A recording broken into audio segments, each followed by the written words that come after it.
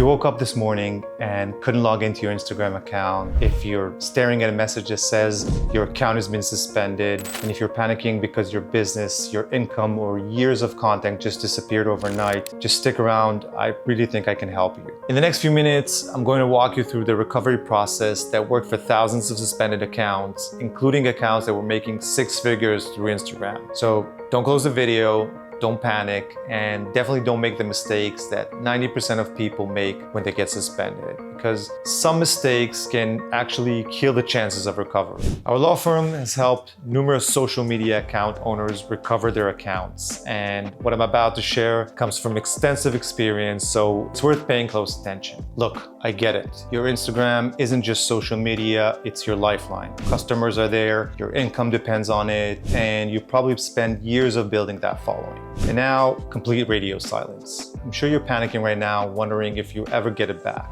The good news is that in most cases, you absolutely can. You just need to know the right approach. So here's what I'll be covering: how to figure out why you got suspended and why it matters, what supporting evidence you need in order to build a strong case, how to draft an appeal that actually gets reviewed, how to submit that appeal, and how to protect your account once it's restored. Plus, I'll show you when it makes sense to get professional help if it's still stuck. So let's start with understanding why you got suspended in the first place. Before you start writing any appeals or gathering any documents, you need to understand what actually happened. Most people skip that step and just send generic "please restore my account" messages, and that's exactly why they fail. So Instagram usually tells you the exact reason you got suspended, but you have to know where to look for it. First of all, check your email. They often send an explanation there. If there's nothing in your inbox, try logging into the app. Sometimes they'll display the reason right on the screen when you try to access your account. Here's what you're likely to find. The most common reason is community guidelines violations. This means that you posted something Instagram flagged as inappropriate.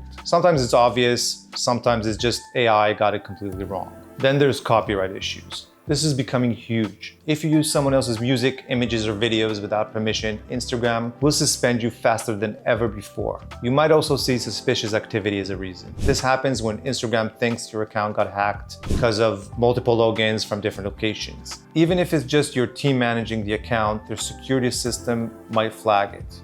And finally, you have the automated tools. If Instagram detects that you're using bots or third-party tools to automate likes, follows, comments, and so on, you can get in trouble. Their detection systems are getting really sophisticated right now. The reason matters because it completely determines how you're going to approach with the appeal. A copyright issue needs different evidence, different approach than community guidelines violations. Now that you know why you were suspended, let's talk about building a strong case to get your account back. So here's where most people get it wrong. They write emotional appeals without any supporting evidence. You need documentations that shows Instagram you're a real person or business and not a spam account. This could be business registration documents, brand partnership emails, sales records, or copyright certifications. Basically anything that proves you're legit and not a fake profile. The specific documents you need depend on the type of the account that you have. I won't get into each one right now, but if you want to read more about it, our team has written a detailed article breaking down exactly what evidence works for each one of the situations. So I'll leave it in the link below. Once you've gathered your evidence, it's time to write the appeal that actually gets read and hopefully approved. The key is showing Instagram that your account has real value and it's not just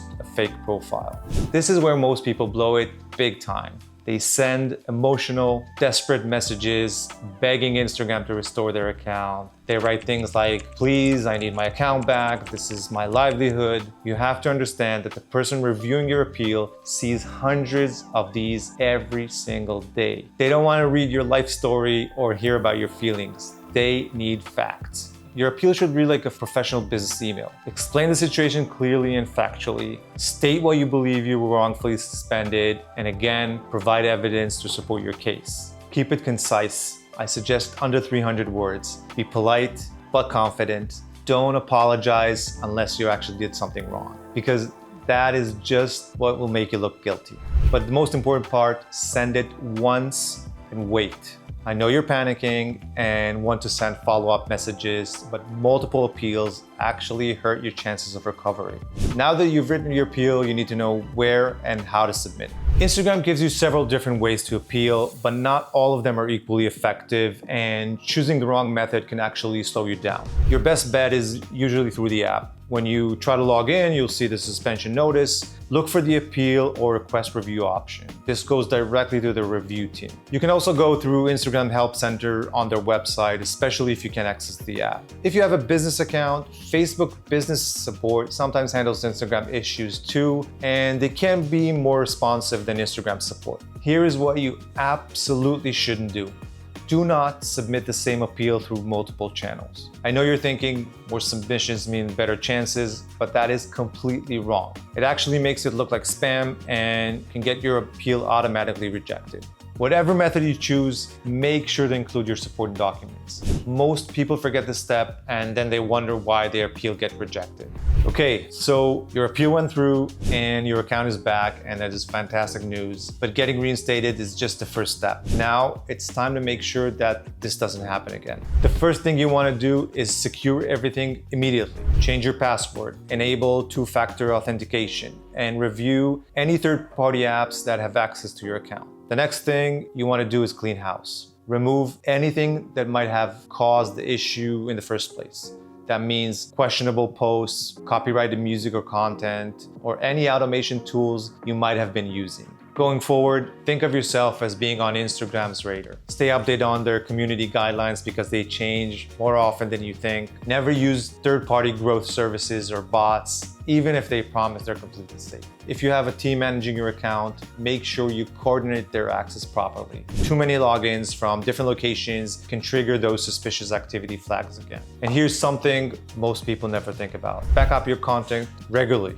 Even if you do everything perfectly, suspensions can still happen and you don't want to lose years of work. Now, what if you tried everything we just spoke about and you're still stuck? Sometimes, despite doing everything right, your appeal gets denied or ignored. If your Instagram account is a major source of income, every day it's suspended is costing you a lot of money. So sometimes it might be worth consulting a lawyer who specializes in digital platforms just like we do. We can help you with drafting more effective appeals, properly escalate your case, and for sure increasing your chances of success. Getting suspended from Instagram is every content creator's and business owner's worst nightmare. But now you know exactly what you need to do if this happens. So just remember the key points. Find out why you were suspended, submit one professional appeal with supporting documents, be patient, but don't give up. And once you're back, don't forget to protect your account. So there you have it. This is everything you need to know about getting your Instagram account back. So thank you so much for watching. I wish you good luck, and I will see you in the next video.